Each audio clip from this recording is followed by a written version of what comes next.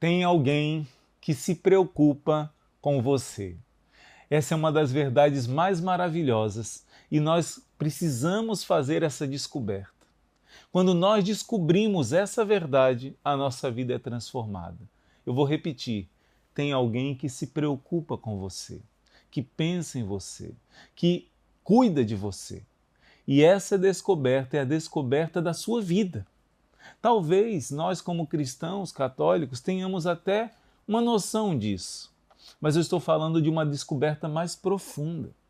E antes de falar da Virgem Maria, nosso mês de maio é meditando sobre ela, eu quero caminhar com você na Sagrada Escritura, porque eu tenho certeza que você, participando bem, abrindo o seu coração ao que o Espírito Santo vai te iluminar nessa formação de hoje, você vai se abrir a essa descoberta de uma maneira mais profunda. Eu repito, a descoberta mais importante da sua vida.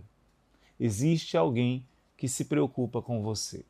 Mas para poder descobrir profundamente essa verdade, esse mistério, essa realidade linda de um Deus que pensa em nós, que ama cada um de nós, de como Ele pensa em nós, o que Ele pensa de você, é preciso que você introduza a sua vida em uma oração constante, uma oração que não para, uma oração sem cessar. Como assim, irmão Luiz Maria? A Bíblia não manda você jejuar sem parar. A Bíblia diz que é necessário jejuar, principalmente em casos mais difíceis. Tem demônios que só são vencidos, alguns tipos de vícios, alguns tipos de prisões que os demônios trazem na vida de alguém da sua família, da sua vida, que só através do jejum e sacrifício, a oração acompanhada da penitência. Tem também a ordem do Senhor não só para jejuar, mas também para dar esmola, por exemplo. Mas a Bíblia não diz para você dar esmola toda hora, sem parar, não. Mas ela diz como a esmola é poderosa, como é útil, como é necessária. Que adiantaria você jejuar, se privar e fazer um sacrifício, se você, com aquilo que você não comeu, você não pensa em Jesus Cristo, que está sofrendo, no irmão mais pobre? Então, jejuar é necessário, é importante, é poderoso para a sua vida espiritual. Mas não é sem parar que você faz isso. Mas das três práticas comuns, tanto entre os judeus como entre os cristãos e até outras religiões do mundo, que é a oração, o jejum e a esmola. A oração te ajuda a ser mais humilde, a vencer o orgulho. O jejum te ajuda a mortificar a carne. E a esmola te ajuda a mortificar os apegos das coisas terrenas. Mas dessas três, somente a oração, a Bíblia nos dá a ordem para rezar sem parar. Mas é rezar sem parar. Eu quero mostrar para você 1 Tessalonicenses, capítulo 5, versículo 17. Vamos ver o que diz essa palavra. 1 Tessalonicenses 5,17. Alegrai-vos sempre e orai sem cessar. Em tudo dai graças, porque essa é a vontade de Deus em Cristo Jesus ao vosso respeito. A vontade de Deus ao vosso respeito é que você reze, reze, reze. Por isso, nas aparições de Nossa Senhora, ela repete isso muitas vezes. Rezem, filhos, rezem. Para que eu possa ajudá-los, vocês precisam rezar. Quando o padre Beato Luiz Eduardo Sestac, esse sacerdote, teve uma visão dos demônios atacando a moral, atacando as famílias, atacando a fé. E Nossa Senhora, ele disse: mãe, por que Deus não manda os anjos sem as pessoas pedirem? Nossa Senhora disse: não, porque é uma exigência de Deus a oração, é preciso rezar. Então essa passagem de 1 Tessalonicenses 5,17 está dando uma ordem. A vontade de Deus ao seu respeito, coloca aqui no comentário qual é o seu nome. A vontade de Deus ao meu respeito, eu, irmão Luiz Maria, é que eu reze sem cessar. Orai sem cessar é uma ordem de Deus. Outra passagem bíblica que fala sobre isso, Lucas capítulo 18, versículo 1. Essa passagem é da viúva insistente. E Lucas 1 diz assim: Jesus propôs uma parábola para mostrar o quê? O que Jesus queria mostrar para mim e para você? A necessidade de orar sempre, sem nunca desistir. A necessidade de orar sempre. Jesus não está falando para orar algumas vezes, poucas vezes, nem mesmo para orar muitas vezes. Jesus está dizendo, como São Paulo disse na 1 Tessalonicenses 5,17, agora Jesus está dizendo em Lucas 18,1, que a necessidade é de rezar sempre. Mas, irmão Luiz Maria, como é que eu vou rezar sempre? Eu tenho que trabalhar, eu tenho que cozinhar, eu tenho que cuidar dos meninos, eu tenho que fazer isso. Essa mesma pergunta muitos santos já fizeram. Existe um livro que eu até indico a você, O Peregrino Russo, que fala dessa busca, desse desejo, como aprender a orar sem cessar. Mas eu vou te ensinar aqui esse orar sem cessar com os modelos que são Jesus e Maria. Se você quer descobrir esse alguém que está sempre perto de você, que se preocupa com você, você precisa se exercitar nessa palavra. Orar sempre é uma ordem de Deus, não só no Novo Testamento, já no Antigo Testamento, a palavra de Deus nos ensina a sempre, sempre, sempre estar conectado com Deus através da oração. Em Deuteronômio capítulo 6, essa é a passagem bíblica mais importante do Antigo Testamento. Entenda bem, perguntaram a Jesus qual era a passagem bíblica mais importante do Antigo Testamento e Jesus apontou para Deuteronômio capítulo 6. Por isso que aqui no nosso mosteiro nós temos o costume de rezar com essa passagem. Todas as vezes que rezamos o Ângelus, honrando a Nossa Senhora, honrando o momento que Deus, o Verbo, se fez carne e habitou entre nós, 6 horas da manhã, meio-dia e 18 horas, nós fazemos também essa oração de Deuteronômio 6. Ouve, Israel, o Senhor nosso Deus é o único Senhor. Quando é dia solene, nós rezamos em hebraico. Shema Israel, Adonai Eloheinu, Adonai Echad, Re'ahavta, et Adonai Elohecha, Verol levavra, Verol nafshecha, Verol meodecha. Eu não sei hebraico, mas essa oração nós rezamos todos os dias. 3 vezes ao dia nós rezamos a oração do Ângelus e essa oração de Deuteronômio 6. Por que, irmão Luiz Maria, que essa passagem é tão importante, tão especial, que o próprio Jesus, vamos lá, o Evangelho segundo São Marcos, capítulo 13, na verdade não só em Marcos 13, mas também em Mateus 22 e em Lucas 10, presta bem atenção, em 3 evangelhos Jesus cita essa passagem bíblica como a mais importante do Antigo Testamento. Mas eu vou ler para você em Marcos. Marcos, capítulo 13, Jesus vai mostrar a importância dessa passagem bíblica. Deixa eu achar aqui. As perseguições, a grande tribulação. Marcos, capítulo 13. Deixa eu encontrar aqui, meu povo. Perdão, Marcos, capítulo 12, de 28 a 34. Marcos 12, de 28 a 34. Então aproximou-se um dos escribas que tinha ouvido a discussão e percebido que Jesus dera uma boa resposta. Ele perguntou: qual é o primeiro de todos os mandamentos? Jesus respondeu: o primeiro é este. Escuta, Israel. Jesus está citando Deuteronômio 6. Escuta, Israel. O Senhor nosso Deus é um único Senhor. Amarás o Senhor teu Deus de todo o teu coração, de toda a tua alma, de todo o teu entendimento e com toda a tua força. E depois Jesus vai citar outra passagem bíblica que ele diz que é a segunda mais importante, em Levítico, que diz: o segundo mandamento é este: amarás o teu próximo como a ti mesmo. Não existe outro mandamento maior do que estes. Jesus está colocando que o primeiro, ele resumiu os 10 mandamentos. É amar a Deus acima de tudo. E o segundo é amar o próximo como a si mesmo. Mas eu quero voltar com você lá para o Deuteronômio 6, lá na passagem original que Jesus está citando, para que você entenda, você vai entender no final tudo que eu estou querendo explicar para você e você vai ter uma compreensão profunda, linda, do que tem a ver com Nossa Senhora. Toda essa explicação. Estamos mergulhando na Sagrada Escritura para compreender melhor o papel de Nossa Senhora. Olha que coisa linda. Deuteronômio capítulo 6, está escrito assim: escuta, Israel, em hebraico, Shema. Shema Israel. Shema significa esse silêncio.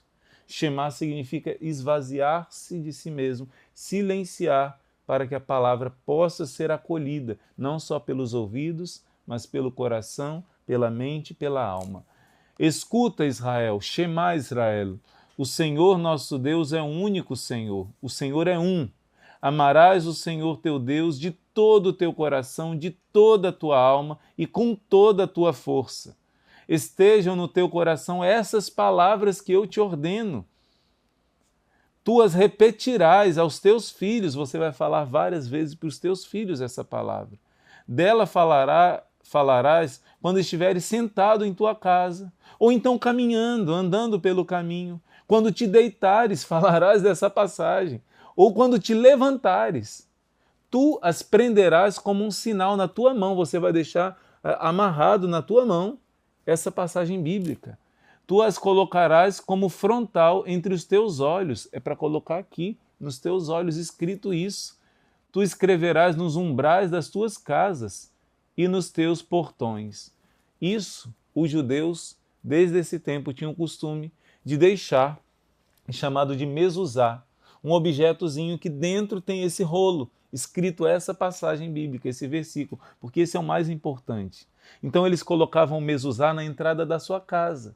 Como nós temos o costume de usar água benta na entrada da casa, nos benzemos, o judeu tocava no mezuzá, esse objetozinho que tem essa passagem bíblica. Por quê? Porque Deus mandou você lembrar a todo momento desse mandamento. A todo momento, diga para os seus filhos, quando você se senta, fale. Quando você se levanta, fale. Quando você estiver caminhando, quando você for deitar, fale disso. Quando você se levantar, fale disso. Coloque aqui entre os seus olhos, coloque aqui nas suas mãos, coloque escrito na entrada da sua casa. Imagina que coisa linda. Deus está dizendo, filho, eu quero que você esteja unido comigo. Eu quero que você esteja pensando em mim a todo momento. Eu quero que você esteja unido a mim a todo instante. Essa passagem bíblica é a base dessa ordem de orar sem cessar. Orar sem cessar tem uma ligação profunda com o primeiro mandamento da lei de Deus. Deus é o maior, Deus é o único, Deus é o tudo da nossa vida. São Francisco, ele demorava horas e horas, ficava sem dormir várias noites. E uma vez um frade ficou espionando ali pela fechadura e viu o que São Francisco ficava fazendo. Qual era a oração que ele fazia virando a madrugada. E via que São Francisco prostrado, cheio de amor, dizia, meu Deus, meu tudo, meu Deus e meu tudo. Meu Deus e meu tudo. Era a oração de São Francisco. Só essa. Ele conseguiu mergulhar de tal modo na grandeza do amor que Deus tinha por ele, que ele só repetia isso. Deus é o centro absoluto da minha vida. Deus é o meu tudo, Deus é o meu tudo. Isso essa passagem bíblica está dizendo. Ela é a base, ela é a ordem de Deus para que você pense em Deus sem parar. Para que Deus esteja aqui, Deus esteja aqui, Deus esteja em todo o seu ser sem parar. Como diz o Cântico dos Cânticos, eu dormia, mas o meu coração velava. Mesmo dormindo, eu estou pensando em Deus. Então me diga uma coisa, a pessoa que viveu isso na maior perfeição, quem foi? Em primeiro lugar, Jesus Cristo. Ninguém viveu isso com maior perfeição do que Jesus Cristo. Porque Jesus é o próprio Deus que se fez homem. A união de Jesus com o Pai é uma união substancial. Ele é Deus com o Pai e o Espírito Santo. Então Jesus vivenciou isso em plenitude. Jesus só pensava no Pai do céu. Pode ver no Evangelho, Jesus só fala do Pai. Ele só elogia o Pai. O Pai é isso, o Pai é aquilo. É um apaixonado pelo seu Papai do céu. Jesus vive engrandecendo o Pai. Ele vive essa passagem bíblica com perfeição. Porque rezar sem cessar, como diz Santa Teresinha, pensar em alguém já está rezando por essa pessoa. Aconteceu hoje comigo. Eu olhei para um livro e tinha o nome de um santo, o mesmo nome que um irmão nosso aqui do mosteiro. E eu lembrei desse irmão e rezei por ele. Poucos minutos depois, ele me mandou uma mensagem. Eu disse, nossa, irmão, acabei de pensar no senhor. Né? Ele lembrou de Santa Teresinha. Quando a gente pensa em alguém, a gente está rezando por alguém. Eu disse, eu rezei mesmo. Então, nós, como amigos uns dos outros, nós rezamos alguns momentos por uns pelos outros, lembramos uns dos outros, mas de Deus tem que ser a todo momento. Ele é o grande amor da nossa vida. E Jesus vivia isso com relação ao Pai intensamente. Jesus não parava de pensar no Pai, Jesus não parava de falar do Pai. O coração de Jesus ardia só por uma coisa, por uma pessoa, na verdade, pelo Pai, pelo Pai. Será que o seu coração tem estado assim, apaixonado por Deus? Nós vamos compreender que tem alguém que se preocupa conosco se a gente mergulhar em Deus através desse mandamento: orai sem cessar. Ouve, Israel, Ele é o único. Ame a Ele com o coração, com a mente, com todo o seu ser. Jesus vivia isso. Jesus é o nosso modelo. Mas Jesus não só pensava no Pai. Quando você ama alguém, você quer agradar esse alguém.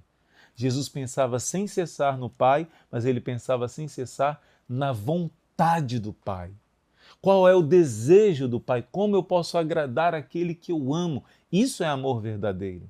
Então Jesus pensava na vontade do Pai. E qual é a vontade do Pai?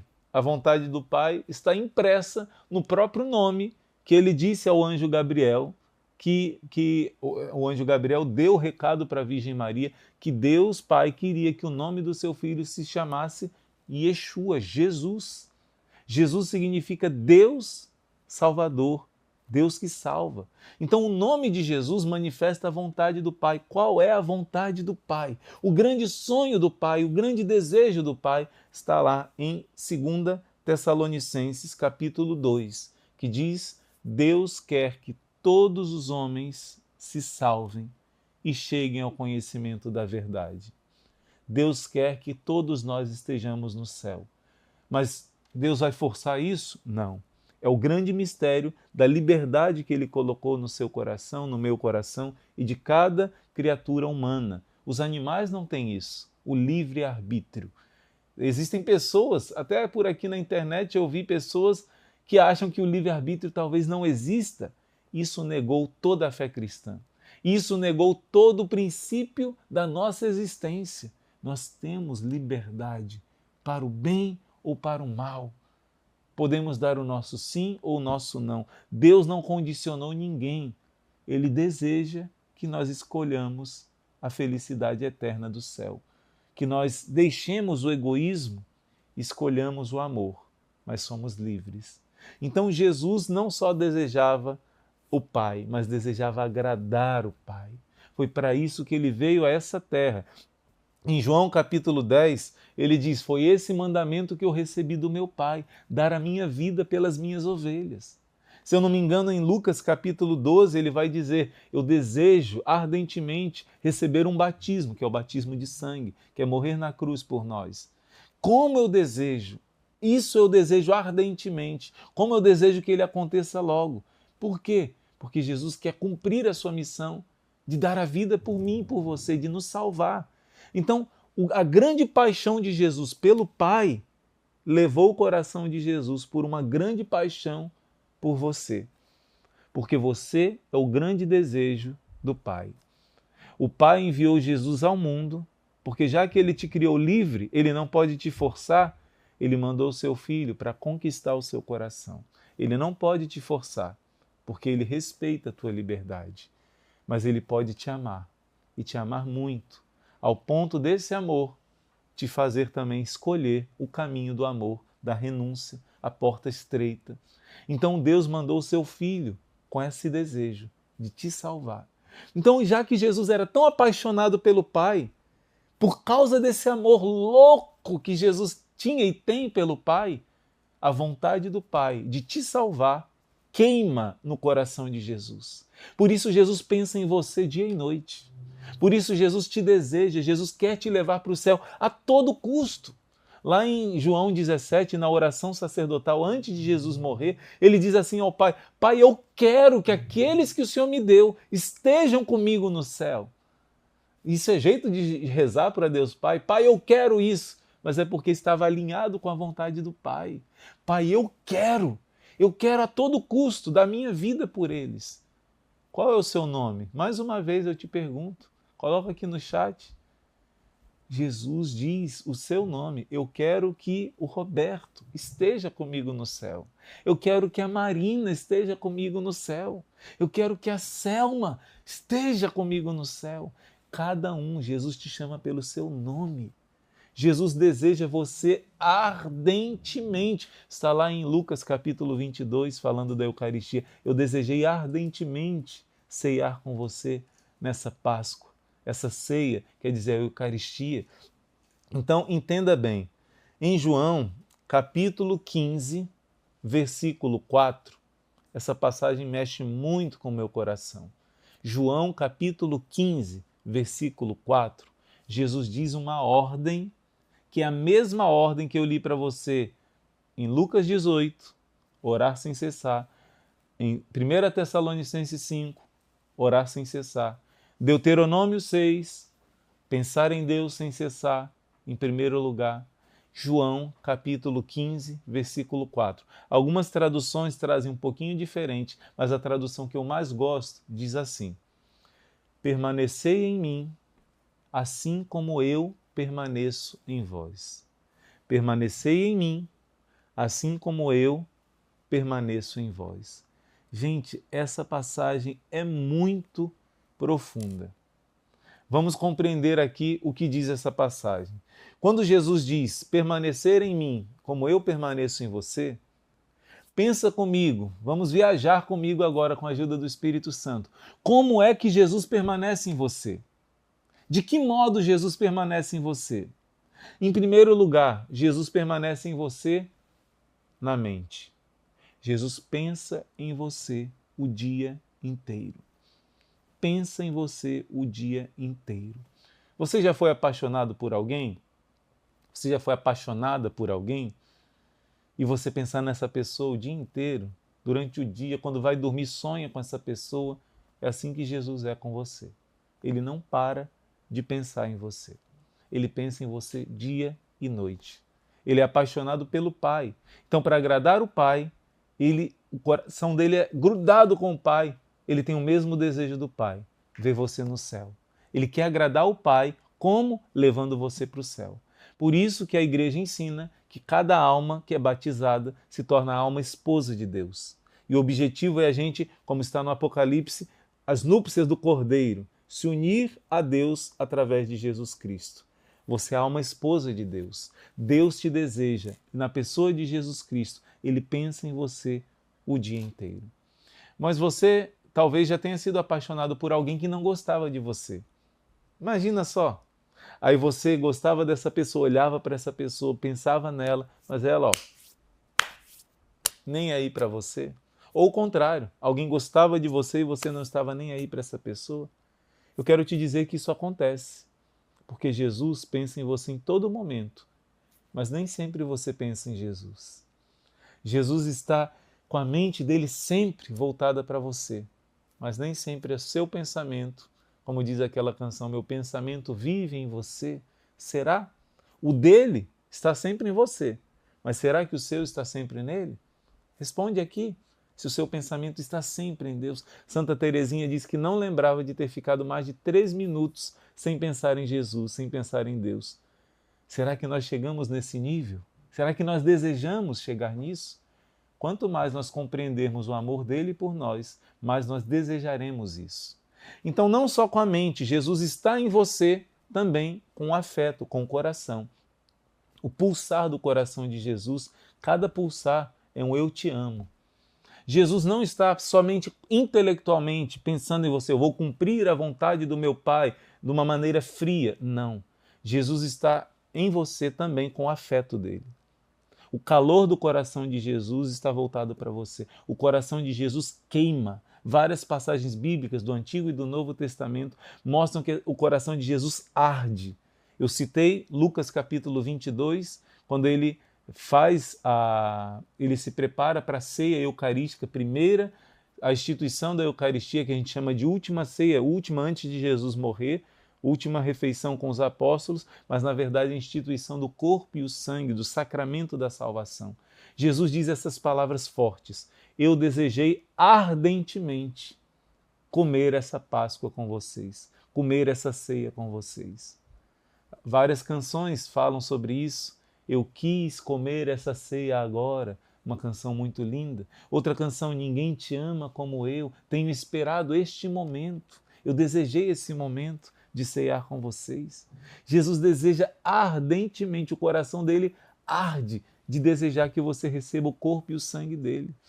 Será que você se prepara para receber o corpo e o sangue do Senhor com esse desejo que ele se prepara para vir ao seu coração? Ele espera esse momento. O coração de Jesus tem um afeto por você, tem um carinho por você, tem um sentimento muito profundo por você, e isso é sem parar. Não é em alguns momentos. Esse coração está pulsando por você. E não é exagero. Não é exagero o que eu estou dizendo. Jesus está em você também com a sua alma. Quando você é batizado, você une a sua alma com a alma de Cristo. Você está em estado de graça. O que significa isso? Cristo está vivo dentro de você espiritualmente. A alma de Cristo e a sua alma estão unidas. São Paulo vai dizer, já não sou eu que vivo, é Cristo que vive em mim. Então, a alma de Jesus, ele diz, quem se une com o Senhor se torna com ele um só espírito.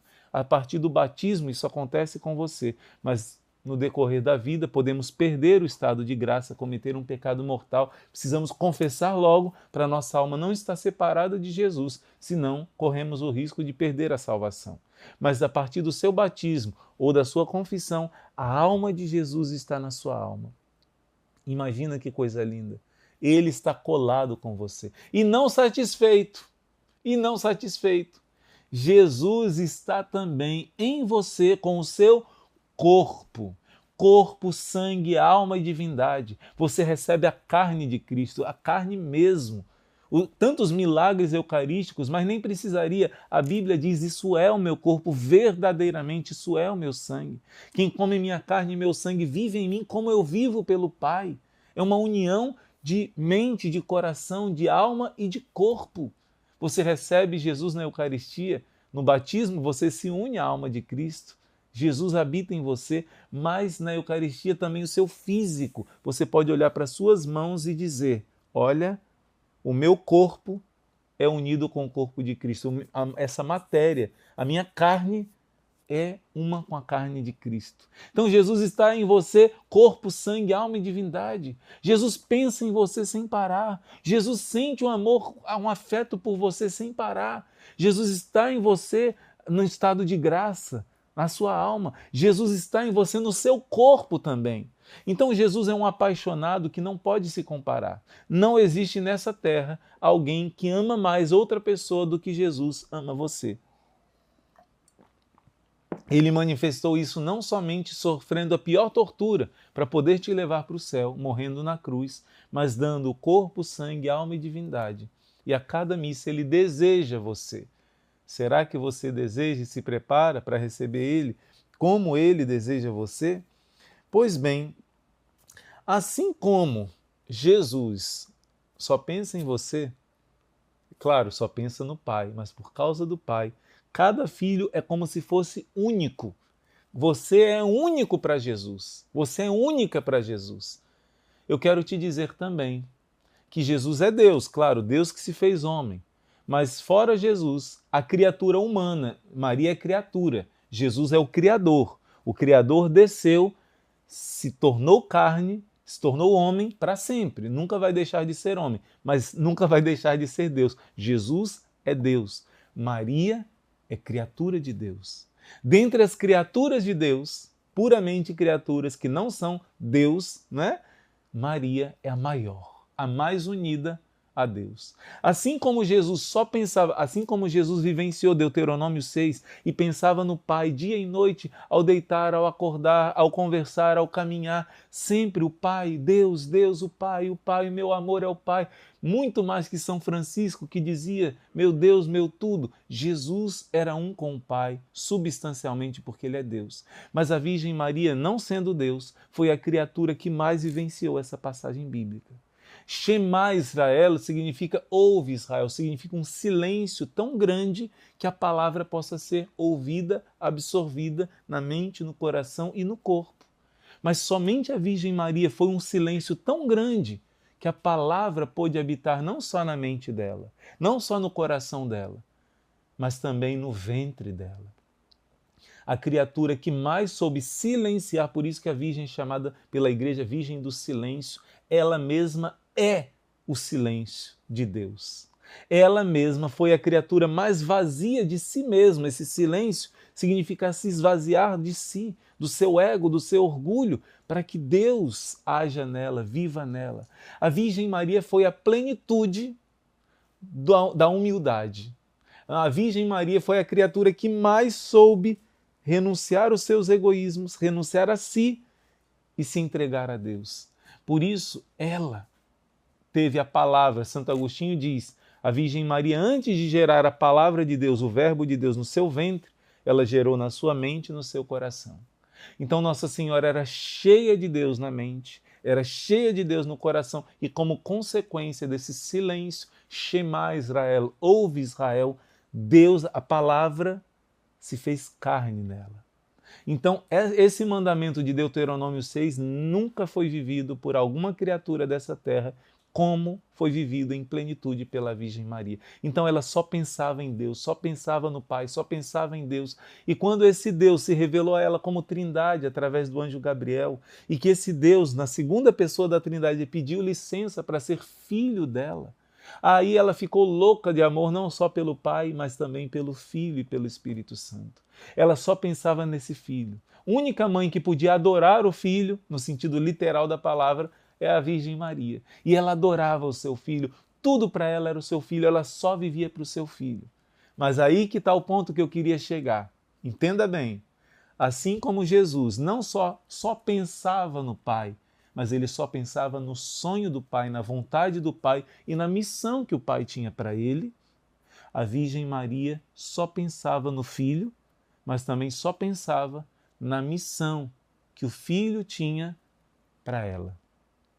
Assim como o Pai deu ordem ao Filho, está lá em João capítulo 10, essa é a ordem que eu recebi do meu Pai, dar a minha vida pelas ovelhas para depois retomá-la, ressuscitar.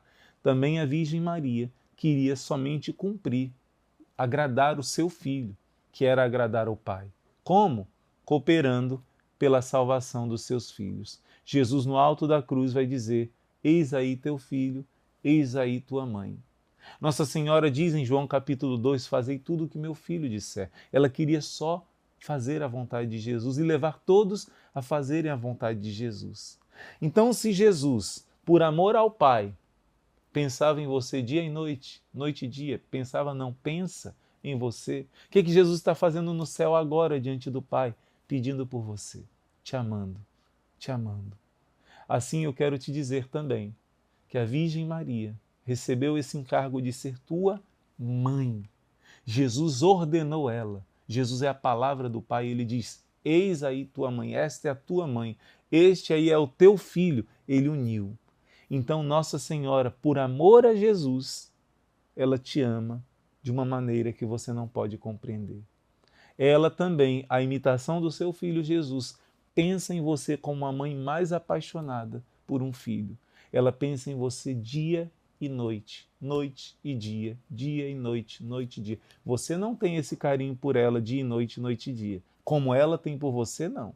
Mas assim como em João 15,4, Jesus diz, permaneça em mim, como eu permaneço em vós, quer dizer, me ame, filho, corresponda a esse amor, como aquele apaixonado, que sempre está pensando na pessoa, mas a pessoa não está pensando nela, corresponda ao meu amor e você será feliz. Corresponda ao meu amor, também a Virgem Maria está pedindo para você ficar atento, porque ela está intercedendo por você dia e noite. E isso é o que o nosso livro hoje, no número 122, vai dizer. Maria intercede sem cessar pelos seus filhos pecadores. E em vários momentos aqui vai nos dizer, deixa eu pegar aqui o óculos, vai aprofundar nesse mistério. Maria não para de interceder por você. Ela não para de pedir ao Pai incessantemente. São muitos perigos que Satanás coloca aqui para te derrubar, que as seduções do mundo estão tentando te arrastar, que a sua própria inclinação do pecado original, a concupiscência, o seu egoísmo está tentando te arrastar. Nossa Senhora sabe dos perigos de perder a salvação dos seus filhos. Ela não para nenhum momento. É dia e noite, noite e dia. Para o céu não existe noite e dia. É sem cessar a Virgem Maria rezando por você. Não é assim como a mãe da terra? Quando um filho está tarde, não chegou em casa ainda, ela não dorme enquanto o filho não chega. Uma mãe reza sem parar pelo seu filho, por isso o filho recebe livramentos, o filho recebe graças, o filho recebe curas, porque uma mãe reza, reza, reza, reza, reza, não para de pensar nesse filho, não para de rezar por esse filho, não se compara com essa mãe do céu.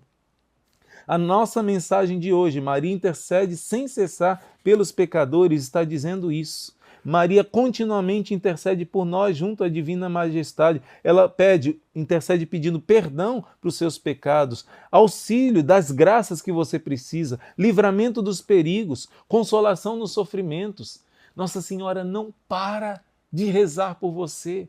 Essa verdade é profunda, foi o que eu comecei dizendo. Tem alguém que se preocupa com você, mas só se você rezar sem cessar, você vai mergulhar nesse mistério.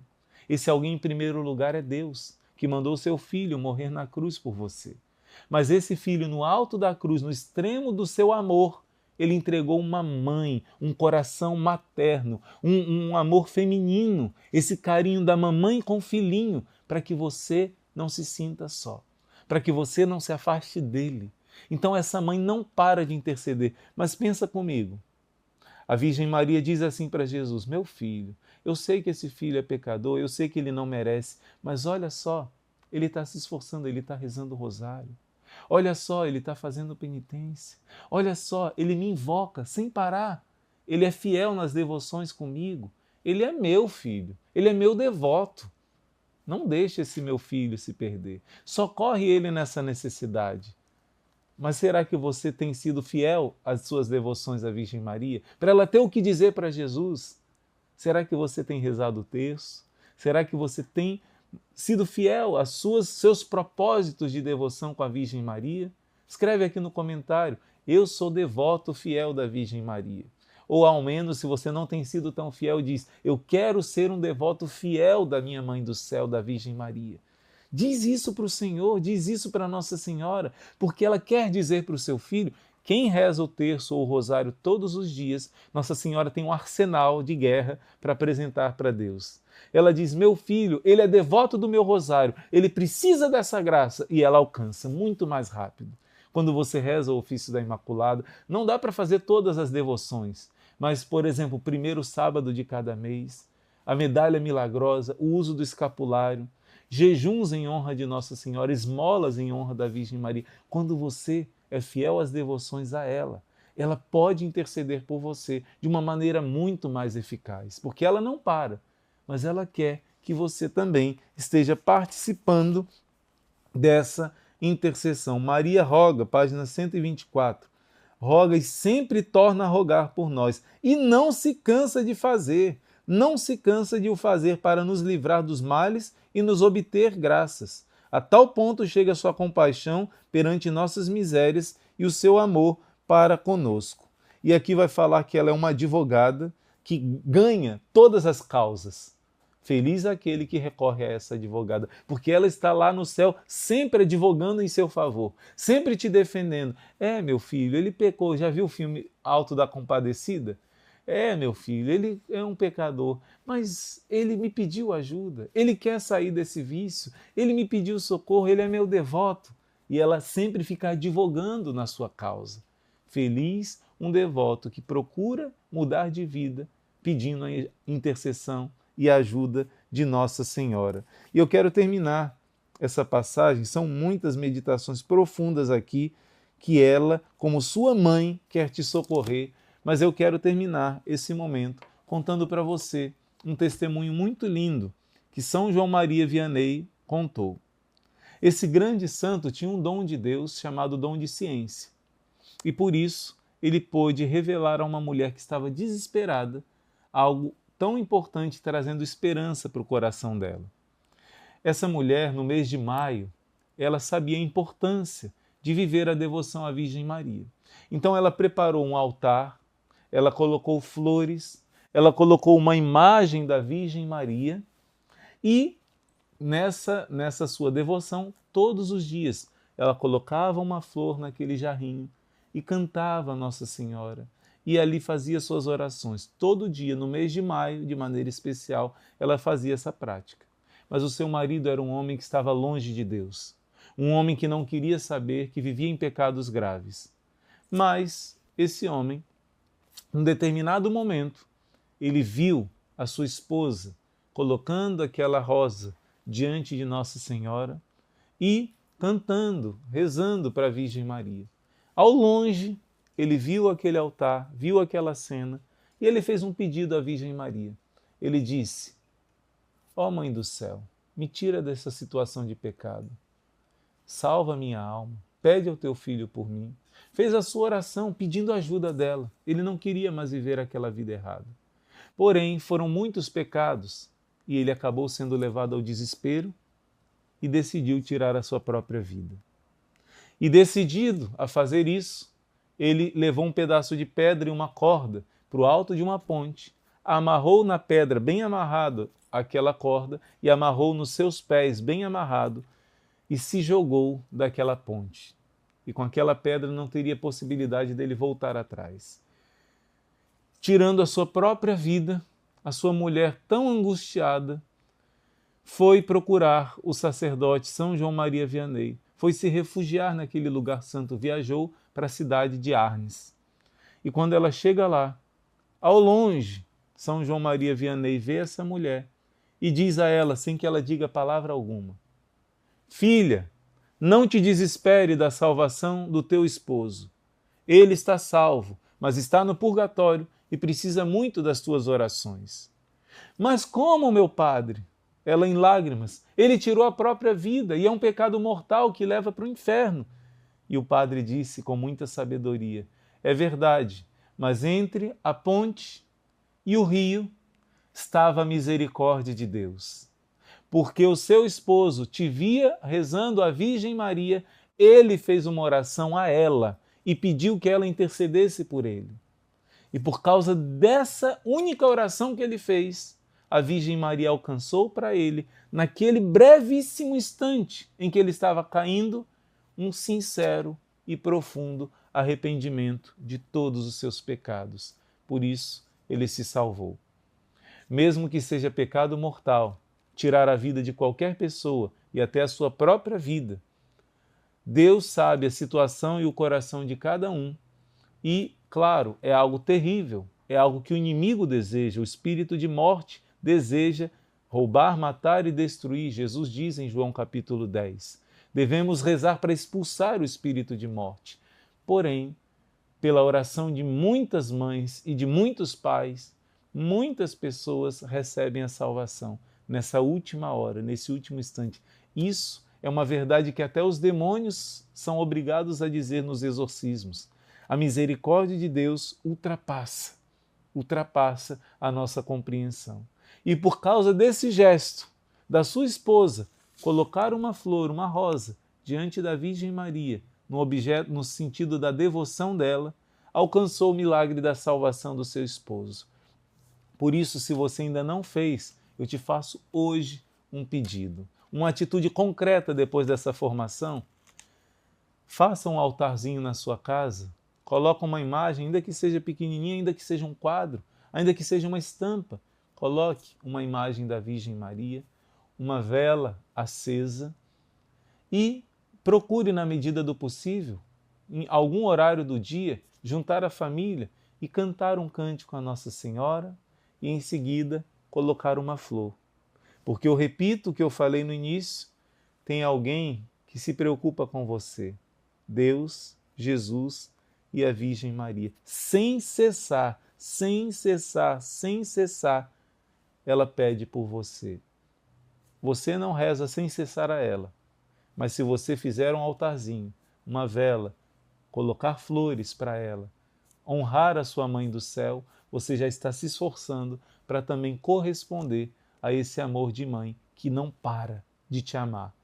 E com certeza, como essa mulher colheu os frutos da sua devoção no mês de maio, você também vai colher os frutos. Então, coloca aqui no comentário: eu te amo, Mãe do Céu, e coloca uma rosa. né? Aqueles emojizinhos, tem a rosa. Coloque a rosa aqui, 1, 2, 10, quantas você quiser, mas coloca como um sinal que você ficou até o final dessa formação e que você vai fazer essa atitude concreta de fazer o seu altarzinho. Ah, já passou alguns dias do mês de maio, não tem problema. Nossa Senhora vai se agradar muito e ela intercedendo por você lá no céu vai poder dizer: esse é meu devoto, essa é minha devota. Senhor, não pode deixar ele perecer e nem a família dele ou dela, porque é meu devoto verdadeiro. Que Deus te abençoe, que Nossa Senhora te cubra com seu manto sagrado. E se essa descoberta do amor de Jesus por você, apaixonado, do amor de Maria por você, apaixonado, tocou o seu coração, por favor, não guarda só para você não. Compartilha com tantas pessoas que precisam na Escritura conhecer o amor de Deus e o amor dessa mãe que Deus nos deu para ser nossa mãe. Deixa o seu like, compartilha, evangeliza para que Deus e Nossa Senhora sejam conhecidos e amados por todos os corações. Em nome do Pai, do Filho e do Espírito Santo. Amém. Chegou o mês da linda mãezinha. Era assim que o Padre Pio dizia quando chegava o mês de maio. O mês, segundo o Papa Paulo VI, São Paulo VI, o mês que mais graças são derramadas, porque é o mês de Maria. Hoje você começa a escola de formação, no início desse mês de maio, caminhando com Maria. Tenha certeza, nesse mês de maio, você vai ter uma experiência com a Virgem Maria. Você vai se aproximar da Mãezinha do Céu, como nunca antes em toda a sua vida. Eu lhe garanto, se você abrir o coração, esse mês de maio você vai aprender, você vai aprofundar, você vai mergulhar nesse amor da Virgem Maria, baseado na Sagrada Escritura, baseado nos ensinamentos dos santos, baseado no ensinamento do Catecismo da Igreja Católica. Você vai conhecer cada vez mais essa Mãezinha do Céu.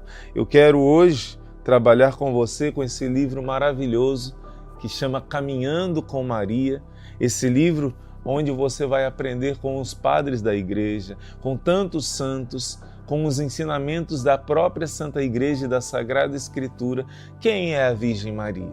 Como essa boa Mãe do Céu pode te ajudar nas situações mais difíceis e como ela é digna do nosso amor, como ela é digna da nossa consagração, porque afinal de contas, foi ela que Deus Pai escolheu para nos dar Jesus. A salvação que é Jesus chegou a nós através da Virgem Maria.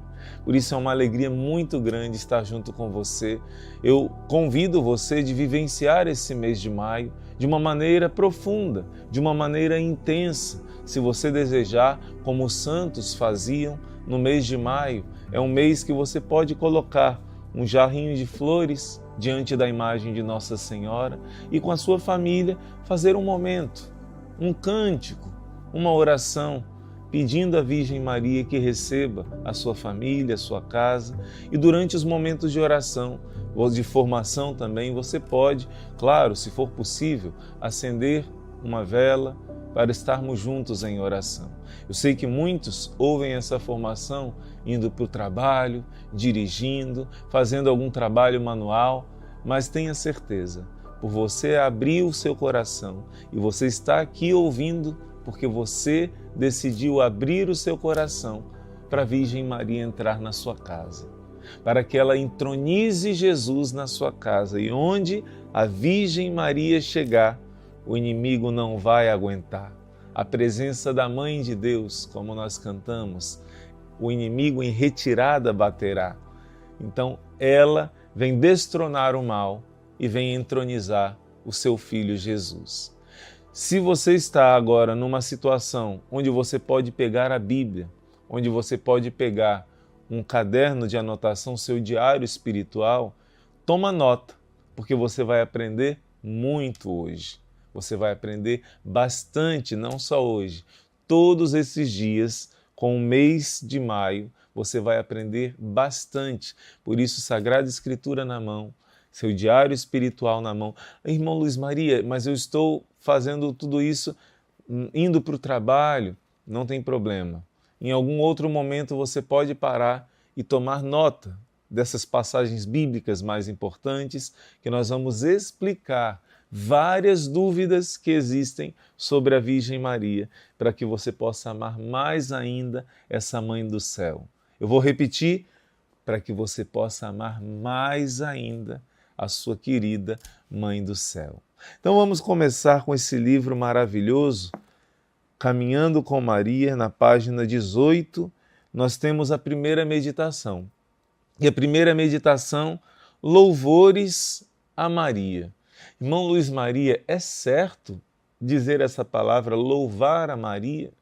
Existem passagens bíblicas, especialmente em Isaías, dizendo: a mim somente o louvor, a mim somente a adoração, a mim somente a glória. Deus fala isso. Como entender essa palavra, louvores a Maria? Vamos caminhar junto com os santos. O louvor de Maria é um abundante manancial que quanto mais se derrama, mais aumenta. E quanto mais aumenta, mais se derrama. Em outras palavras, esta Virgem, que é tão grande e sublime, que quanto mais a louvamos, mais nos resta a louvar. Tanto é isso verdade que diz Santo Agostinho: todas as línguas dos homens não bastariam para exaltá-la, ainda que só línguas tivessem no corpo. Na verdade, Santo Agostinho está falando algo que a Igreja vai nos ensinar através também de outros santos.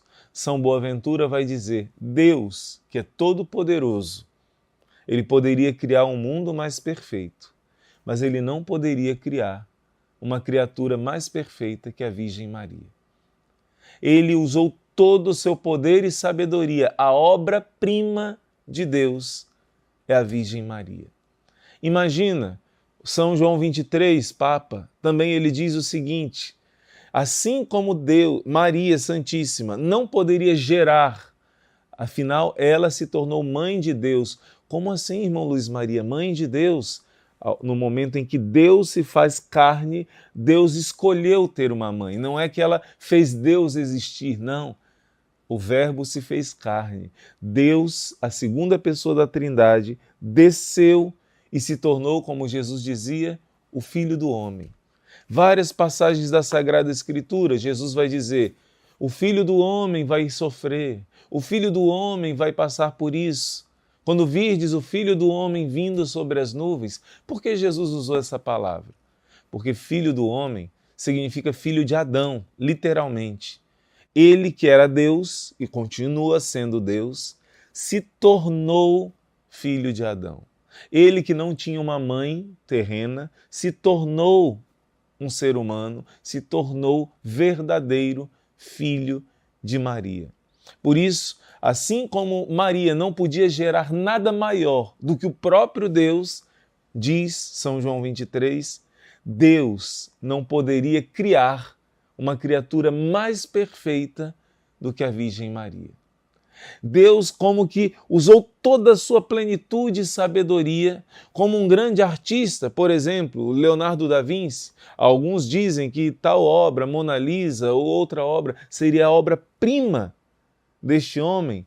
E quando você vê a obra tão perfeita, tão bem feita, tão inteligente, de um belo artista, de um bom artista, você quando elogia aquela obra, você está dizendo que quem é bom é o artista que fez. Você está dizendo que quem é perfeito é aquele que fez essa perfeição. Como nós cantamos em uma bela canção, perfeito é quem te criou.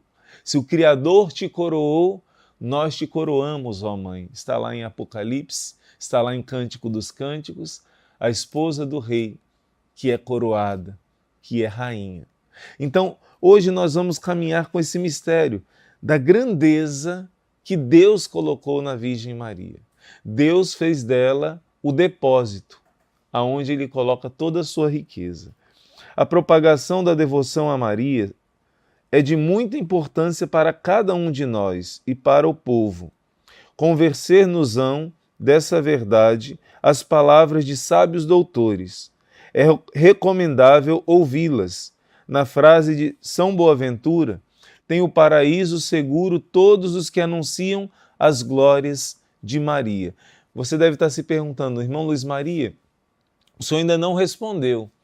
Aonde na Sagrada Escritura que diz que nós podemos louvar a Virgem Maria? O senhor está lendo para nós a vida dos santos, o senhor está lendo para nós frases de grandiosos santos da igreja, mas existem pessoas que me contradizem e com essas pessoas eu não posso usar as frases dos santos, porque essas pessoas não acreditam nos santos.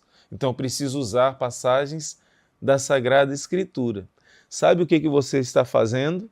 Exatamente o que São Boaventura está dizendo aqui. Você quer dizer para outras pessoas como a mãe de Jesus é importante. Você quer propagar a devoção da Virgem Maria. Por isso que você está aqui. Por isso que você quer aprender. E se você fizer isso, São Boaventura está dizendo, aqueles que divulgam a devoção à Virgem Maria estão garantindo um lugar no coração de Jesus. Porque quem ama o próprio Jesus, na verdade a própria carta de São João vai dizer, quem ama aquele que é gerado, ama aquele que o gerou. Quem ama aquele que o gerou, ama aquele que é gerado. Não é? Eu pensei agora de improviso essa passagem, não, mas mesmo assim eu vou procurar para você. Primeira carta de São João, olha aqui, vale a pena a gente dar uma olhada nessa passagem bíblica. Primeira carta de São João, ele vai dizer que se alguém ama o Filho, ama o Pai.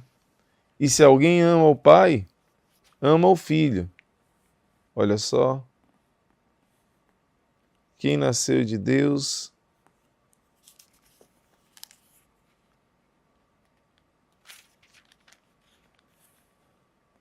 vamos ver se eu acho com facilidade.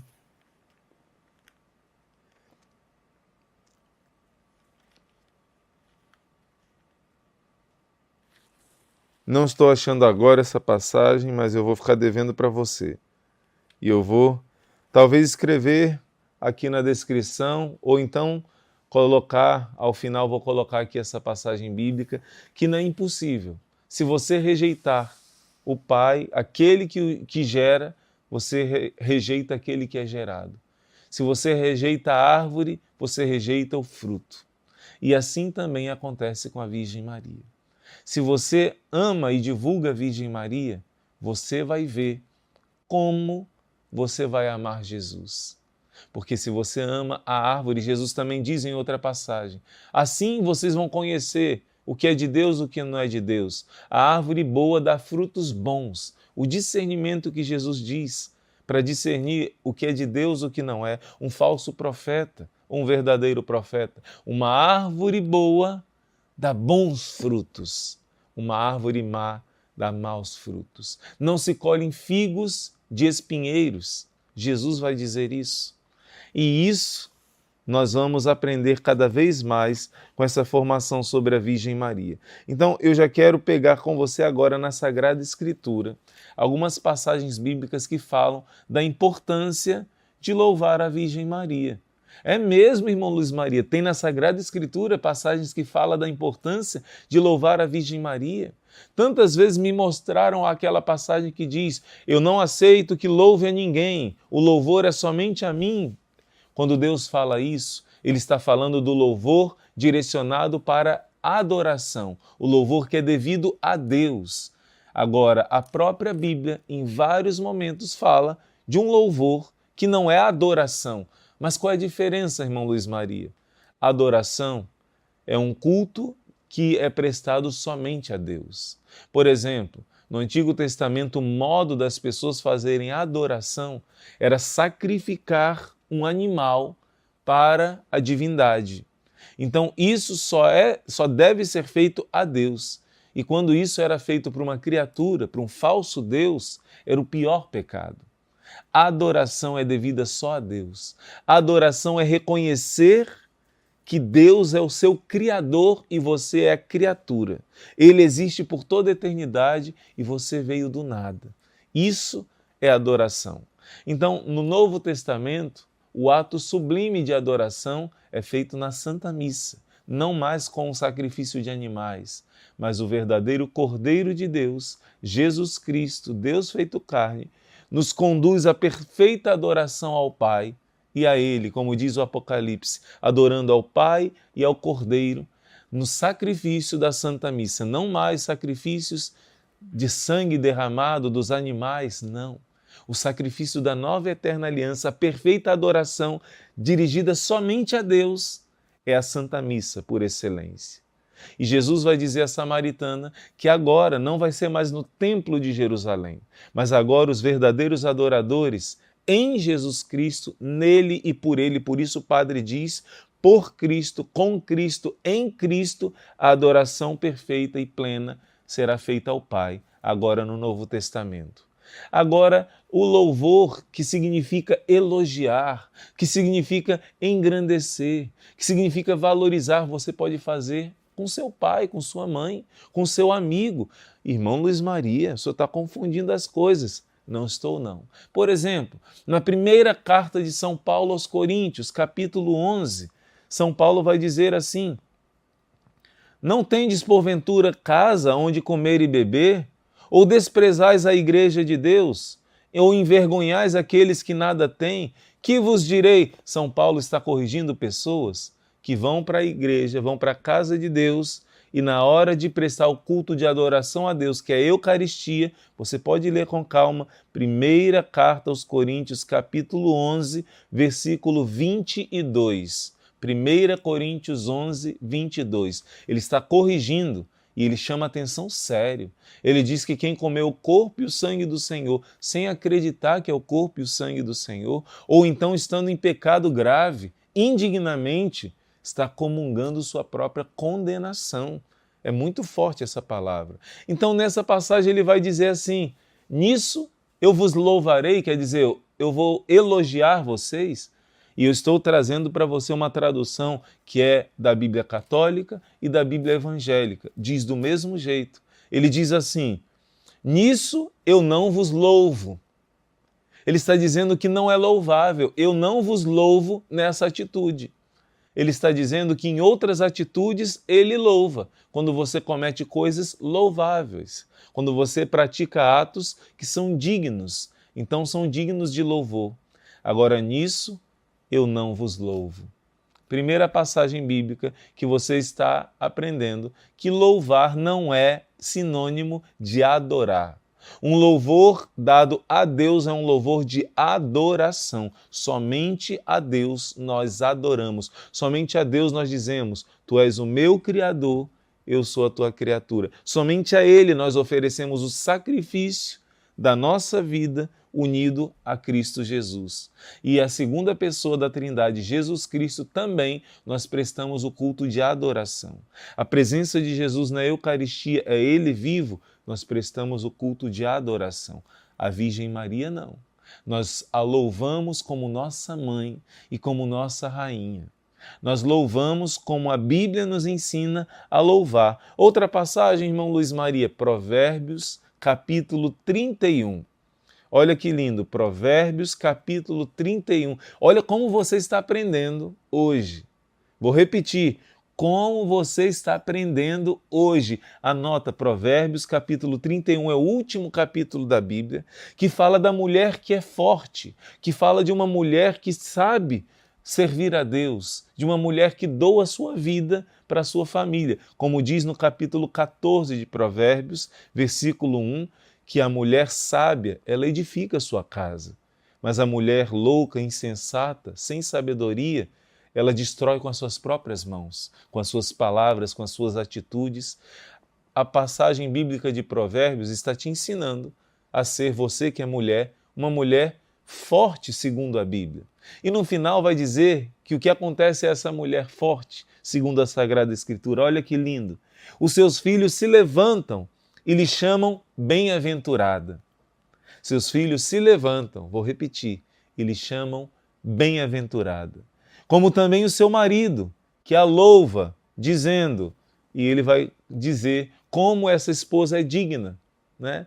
O seu esposo a louva, está na Bíblia, Bíblia católica e Bíblia evangélica. Pode-se variar as traduções, mas isso que eu estou lendo, a palavra louvar, seu marido a louva, está na Bíblia católica e na Bíblia evangélica. Você está vendo que a Sagrada Escritura está ensinando que louvar não é errado. Louvar não é errado. No livro de Judite, se eu não me engano, no capítulo 12, eu não separei essa passagem porque não dá tempo de ler todas, vai dizer, o louvor, o seu louvor nunca sairá da boca dos homens, porque tu amastes a Deus, tu amaste a castidade, tu arriscaste a tua vida para defender o teu povo. Por isso, de geração em geração vai ser lembrado o louvor do teu nome. Nunca vão esquecer de te louvar. A Bíblia está falando isso. Gente, como é importante a gente ler a Bíblia e ler em continuidade, como sempre os santos leram, não interpretar do nosso jeito, da nossa cabeça. Você está vendo que são várias passagens bíblicas que dizem que não é errado louvar. Provérbios 31, versículo 28. Os seus filhos se levantam para chamá-la de bem-aventurada e o seu esposo a louva. Tem alguma outra passagem na Bíblia, irmão Luiz Maria, que fala isso? Que podemos louvar uma mulher de Deus, uma pessoa de Deus, algo que é louvável? Sim. Olha só, Cântico dos Cânticos, capítulo 6. Ai, gente, é lindo demais aprender a Bíblia. É lindo demais aprender a tradição da igreja. É lindo demais aprender aquilo que todos os santos, desde os apóstolos, em continuidade vivenciaram. Cântico dos Cânticos, capítulo 6, versículo 9. Deus está falando da sua amada. O Cântico dos Cânticos é um livro que mostra o amor de um homem e uma mulher, que é uma alegoria. Sempre na Bíblia existe essa alegoria. A partir do profeta Oséias, vai aprofundar esse mistério. Deus vai comparar o amor que ele criou de um homem e de uma mulher. É uma comparação, é pequenino comparado com o amor dele pela sua esposa, que é a igreja, dele pelo seu povo, que é o povo escolhido. Então, quando Deus manda escrever a Bíblia, o Gênesis começa com um casal, um casamento, e o livro do Apocalipse termina com um casamento. Você está entendendo? Essa alegoria, quando Deus criou o homem e uma mulher, pessoas diferentes que devem amar o diferente, se entregar um ao outro, se doar um ao outro, Deus quis exercitar o amor. Então o amor aqui na linha horizontal é um exercício para você aprender a amar o próprio amor, que é na linha vertical. Deus criou a esponsalidade do homem e da mulher para exercitar a esponsalidade da nossa alma com Deus, para aprendermos a amar, sair de nós mesmos e amar, porque Deus é amor. Então, o Cântico dos Cânticos, como diz também em Efésios capítulo 5, este sinal é grande, o homem deixará seu pai e sua mãe para se unir à sua mulher, faz referência a Cristo e à igreja. Quer dizer, São Paulo está explicando, é um sinal, o casamento de um homem e de uma mulher, um sinal de algo mais profundo, que é o amor de Cristo pelo amor da igreja. E o Cântico dos Cânticos, na leitura cristã, tem esse entendimento. Um amor humano, ele aponta para algo muito mais alto, que é o amor divino. Então, no Cântico dos Cânticos está falando da alma amada por Deus. Cada alma é chamada a ser alma esposa de Deus, é chamada a se unir a Deus, de ser um só coração com o Senhor, como diz São Paulo. Então, quando fala aqui, uma porém é uma pomba, uma minha perfeita. Ela é a única da sua mãe, predileta daquela que a deu à luz. Está dizendo que a amada é uma pessoa muito especial. Está dizendo que a amada é alguém escolhida, eleita. Assim, cada alma é diante de Deus. Mas, por excelência, a tradição da igreja atribui essa passagem à grande alma amada por Deus, que foi a Virgem Maria. A escolhida entre todas para ser a mãe do Salvador, para se tornar alma esposa de Deus e gerar o Filho de Deus. E olha o que diz essa passagem. Ao vê-la, as donzelas proclamam-na bem-aventurada. As rainhas e as concubinas a louvam. A Bíblia está dizendo que uma mulher é louvada por outras mulheres. Você está vendo? A Bíblia não se contradiz. Eu não vou entrar nesse assunto, mas quando se fala de imagens, por exemplo, a Bíblia não quer que se faça imagens para adoração.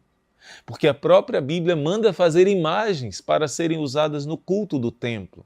As imagens dos querubins que estão na arca são pequenas, mas as imagens dos querubins que estão ao lado da arca, no templo de Jerusalém, no Antigo Testamento, eram gigantes, de metros de altura. Está na Bíblia. A Bíblia manda fazer a imagem da serpente de bronze, não para ser adorada, mas para ser um sinal de Deus. Isso a Bíblia nos ensina. Então aqui em Cântico dos Cânticos está dizendo que as donzelas chamam bem-aventurada, igualzinho em Provérbios 31, os filhos se levantam para chamar sua mãe bem-aventurada. E aqui, logo em seguida, as rainhas a louvam. Gente, cada alma esposa de Deus, você que é batizado, que é batizada, você é uma alma eleita, você é uma alma rainha, mas você olha para sua mãe do céu, aquela que Deus escolheu para te entregar Jesus, e você proclama uma profecia bíblica, que está lá em Lucas capítulo 1. Todas as gerações me proclamarão bem-aventurada. Deixa eu ver qual é a passagem bíblica. Lucas 1, 48. Porque olhou para a condição humilde de sua serva, desde agora todas as gerações me proclamarão bem-aventurada. Você está entendendo que isso é uma profecia bíblica? Estou falando aqui olhando nos seus olhos. Você está entendendo que a Bíblia todinha está falando desse amor que a Deus nós devemos ter, amando-nos uns aos outros, servindo uns aos outros. Mas a Bíblia também está falando que a sua mãe deve ser amada e louvada. A Bíblia está falando que os seus filhos, está lá em Provérbios 31, se levantam para proclamar bem-aventurada. A Bíblia está dizendo em Judite que nunca esse louvor sairá dos seus lábios. Outra passagem é o Salmo 44. No último versículo do Salmo 44, está falando da esposa do rei, esse salmo. E no final vai dizer: celebrarei o vosso nome através das gerações, e os povos vos louvarão eternamente. Olha que lindo! Celebrarei o vosso nome através das gerações. Está em Lucas 1,48. Todas as gerações, essa profecia aconteceu. Essa passagem está dizendo, ordenando, todas as gerações devem proclamar que a Virgem Maria é bem-aventurada. E o nosso livro Caminhando com Maria está trazendo para você essa promessa. Quem divulga a devoção, essa verdade que eu estou falando para você, baseado na Bíblia, baseado na Sagrada Escritura, são outras passagens também. Na Bíblia está lá em Juízes, falando de Jael. Jael é uma mulher que é louvada pela Sagrada Escritura também. E diz que ela é a bem-aventurada entre as mulheres, prefigurando a Virgem Maria. Quando a Virgem Maria visita Isabel, Isabel não dá um grito, a Bíblia diz que ela dá um grande grito, louvando a Virgem Maria. Bendita és tu entre todas as mulheres. Na língua de Nossa Senhora, essa palavra significa que ela é a mais bendita do que todas. Mais bendita. Bendita entre as mulheres, em hebraico ou aramaico, significa que entre todas você é a mais bendita de todas, a mais bendita. Mas, irmão, lá em Juízes não fala isso de Jael? Não. Fala de Jael, mas que ela é essa personagem bíblica que defendeu o povo de Deus. Ela não era do povo de Deus, era uma nômade, né, de um povo vizinho a Israel. Disse que entre os que moram nas tendas, Jael é a mais bem-aventurada, mas não entre todas as mulheres. Só a Virgem Maria, quando visita Isabel, é dita que é mais que todas as mulheres. E Isabel começa a louvar. Sabe o que acontece quando você ama a sua mãe do céu e louva a Virgem Maria? Ela te leva para Jesus. Foi o que aconteceu.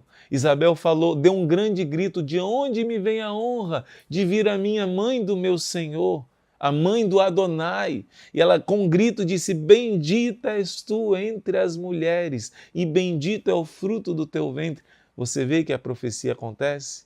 Todas as gerações vão chamar ela de bem-aventurada. Começou com Isabel, a primeira que soube que a Virgem Maria estava grávida do Filho de Deus.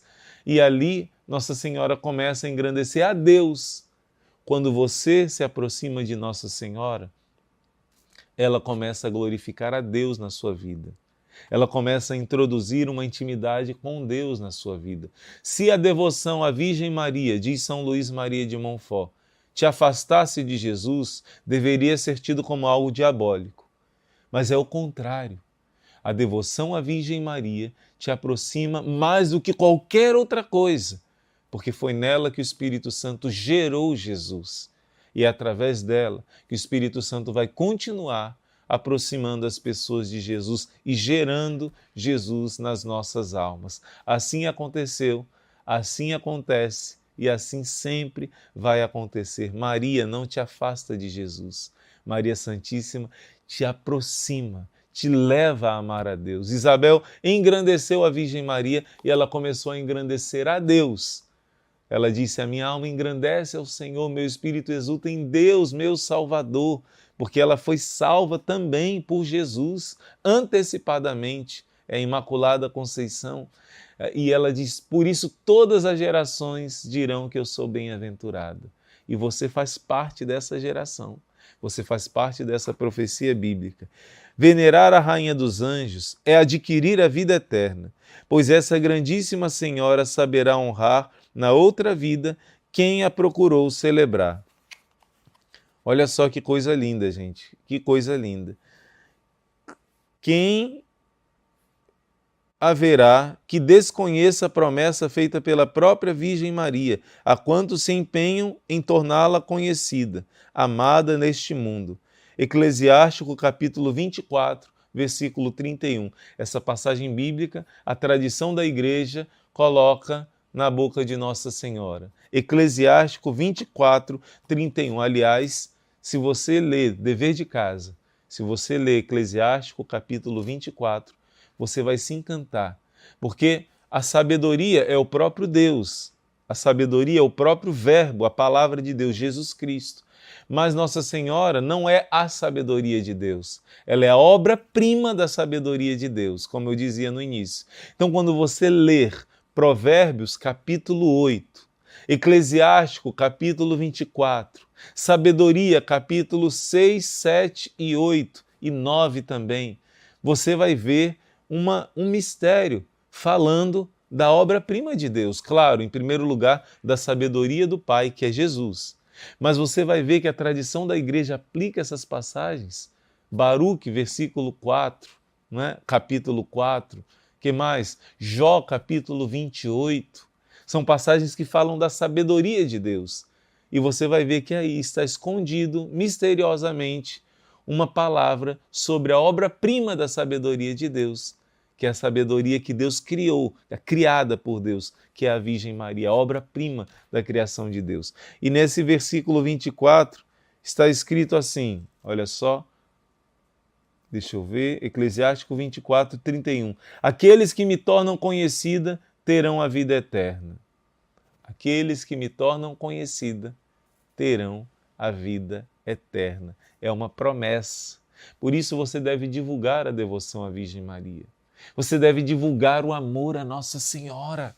O seu coração deve, como diz Santa Teresinha, não tenha medo de amar a Virgem Maria. Eu vou repetir, não tenha medo de amar a Virgem Maria, porque você nunca vai amá-la como Jesus amou. Você nunca vai amá-la como ela merece ser amada. Se a sua mãe da terra merece a sua gratidão, se a sua mãe da terra merece o seu amor, merece que você elogie ela, elogiar é sinônimo de louvar, merece que você manifeste esse carinho, essa gratidão, porque ela não só te carregou, te gerou, te carregou 9 meses no seu ventre, mas ela te acompanhou, te sustentou, te amamentou, te fez ser quem você é. Deus quis que fosse assim. Deus colocou instrumentos lindos na nossa vida, que são os nossos pais. E particularmente aqui eu falo do amor de mãe. Nem todas as mães são como deveriam ser, mas a grande maioria sim. E em Isaías 49 vai dizer, mesmo qual é a mãe que rejeita o seu filhinho? Deus colocou no coração das mães esse instinto de amor natural. Mas ele diz, ainda que uma mãe deixe de amar, eu não deixarei nunca de te amar. Ainda que a sua mãe não tenha sido uma mãe perfeita, não tenha sido uma presença como você gostaria talvez, Deus te deu uma mãe do céu. E se você deve gratidão para sua mãe da terra, se você deve amor à sua mãe da terra, quanto mais àquela que aos pés da cruz te gerou para Cristo Jesus, que aos pés da cruz fez o sacrifício que Abraão não precisou fazer, de entregar o seu filho para sofrer pela nossa salvação. Aquela que no momento do parto, porque ali nasceu a igreja, ouviu Jesus dizendo, mulher, eis aí teu filho, filho, eis aí tua mãe. E o que a palavra de Deus une, ninguém pode separar. Jesus chama de mulher porque está cumprindo a profecia do Gênesis, capítulo 3, versículo 15. Porque se a mãe antiga, Eva, entregou seus filhos a Satanás, ao pecado, foi profetizado por Deus, Gênesis 3,15, uma mulher, que não seria Eva, porém inimizade entre a serpente do mal e uma mulher que vai gerar a salvação, o Messias prometido. Ali se cumpriu a profecia, aos pés da cruz, aonde Jesus esmagou Satanás, ele, a descendência dessa mulher, ele entregou para que ela fosse tua mãe. Por isso, eu e você temos uma dívida de gratidão com essa mãe do céu. A carta aos Hebreus diz, Jesus é o primogênito de uma multidão de irmãos. A carta aos Romanos, capítulo 8, diz, ele é o primogênito, o primeiro filho gerado de uma multidão de irmãos. Ele é a cabeça e nós somos o corpo. Nós somos o Cristo total. E se ele é filho do Pai do céu e filho de Maria, vou para o meu Deus e vosso Deus, meu Pai e vosso Pai, você também é filho de Deus e filho de Maria, porque no batismo você foi revestido, você se tornou um com Cristo Jesus. Você é filho, filha de Deus Pai. Você é filho de Maria. Ainda que muitos não aprenderam ainda a profundidade disso, muitos não reconhecem. Quando alguém diz, Maria teve outros filhos, eu digo, teve mesmo, você é um deles. Pena que esses filhos são tão ingratos, muitas vezes, para sua mãe do céu. Então, outros filhos biológicos, não. Basta um estudo da Bíblia baseado naquilo que sempre os santos, desde os primórdios dos apóstolos, interpretaram, a interpretação correta da Bíblia. Maria, biologicamente, só teve Jesus, somente Jesus. Os irmãos de Jesus são parentes de Jesus, filhos da outra Maria. Agora, filhos no coração, a Bíblia diz, Jesus é o primogênito de uma multidão. Pena que a Virgem Maria não é tão amada. Pena que essa profecia de Lucas capítulo 1, versículo 48, ainda não é tão vivenciada. Então, aqui no nosso livro está ensinando com profundidade aquilo que os santos ensinam sobre amar a Virgem Maria. Lemos nas revelações de Santa Brígida que o bem-aventurado bispo Emingo costumava celebrar os louvores de Maria no início de cada sermão. Apareceu a Virgem Maria, Santa Brígida, e disse, faz esse bispo conhecer que sempre que ele começa os sermões por meus louvores, de que eu quero servir de mãe a ele e apresentar a sua alma a Deus, depois da boa morte que lhe alcançarei.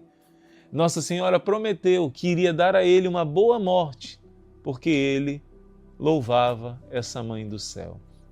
Nossa Senhora também está dizendo para você que reza todos os dias, rogai por nós pecadores, agora e na hora de nossa morte, que você também, quando chegar a sua hora de ser apresentado a Deus, vai ser pelas mãos da Virgem Maria, porque você acolheu a Virgem Maria, louvou a sua mãe do céu. Quando chegar a hora de você ser apresentado ao Senhor, vai ser a Virgem Maria que vai dizer, ó meu filho, tem compaixão desse meu filhinho, tem compaixão. E ela vai interceder, como no Alto da Compadecida, esse filme tão delicado, né? que no final mostra a intercessão da Virgem Maria, é ela que na hora do seu julgamento vai estar intercedendo por você, para que Jesus não seja o seu justo juiz, mas o misericordioso Salvador. Assim ensinam os santos. Amemos a Jesus e a Maria, santifiquemo-nos. Eis a maior fortuna que podemos aspirar e esperar. E nós terminamos com essa oração.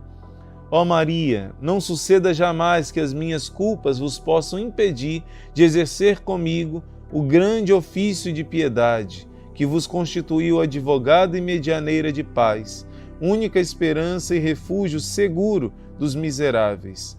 Não suceda jamais que a Mãe de Deus, que deu ao mundo para a salvação do gênero humano a fonte da misericórdia, negue a sua piedade a um infeliz que a invoca. O vosso ofício é de ser medianeira de paz entre Deus e os homens. Conceda-me, pois, o vosso auxílio e a vossa imensa piedade, que é incomparavelmente maior que todos os meus pecados. Assim seja. Se você quer que esse amor da Virgem Maria possa não só estar no seu coração, mas em muitos corações, essa promessa que está no primeiro dia, quem divulga a devoção à Virgem Maria será protegido por ela, amparado por ela. Então divulga esse mês de maio. Divulga bastante, faça com que muitas pessoas vivam esse mês intenso de graça, também não somente rezando o rosário da madrugada, o terço do combate, mas também aprendendo com a Sagrada Escritura, com o ensinamento da Igreja. Nesse mês de Maria, divulga essa escola de formação, deixe o seu like, faça com que muitos conheçam Jesus através da Virgem Maria.